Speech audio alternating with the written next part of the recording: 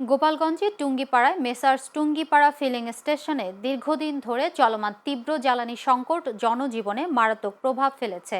গত 1 মাস ধরে ডিজেল ও অকটেনের ঘাটতির কারণে এলাকাবাসী চরম ভোগান্তিতে পড়েছেন। বিশেষ করে সাম্প্রতিক কয়েকদিনে পরিস্থিতি আরও অবনতি হয়ে ভয়াবহ রূপ নিয়েছে। ফিলিং স্টেশনটিতে তেল নিতে আসা মোটরসাইকেল, ব্যক্তিগত গাড়ি ও পণ্যবাহী যানবাহনের দীর্ঘ সারি সড়ক পর্যন্ত বিস্তৃত হয়েছে। ঘন্টার পর ঘন্টা লাইনে দাঁড়িয়েও অনেক চালক শেষ পর্যন্ত তেল না পেয়ে হতাশ হয়ে ফিরে যাচ্ছেন। জ্বালানির অভাবে সড়কের গণপরিবহনের সংখ্যা কমে যাওয়ায় যাত্রীদের গুনতে হচ্ছে অতিরিক্ত ভাড়া, পাশাপাশি বেড়েছে যাতায়াতের সময়। এদিকে বড় মৌসুমে সেচ কার্যক্রমে ব্যবহারের জন্য ডিজেলের অভাবে বিপাকে পড়েছেন স্থানীয় কৃষকরা। পাম্প কর্তৃপক্ষ জানায়, চাহিদার তুলনায় ডিপো থেকে সরবরাহ অনেক কম আসছে। চাহিদাপত্র অনুযায়ী জ্বালানি না পাওয়ায় তারা বাধ্য হয়ে বিক্রি সীমিত রেখেছেন।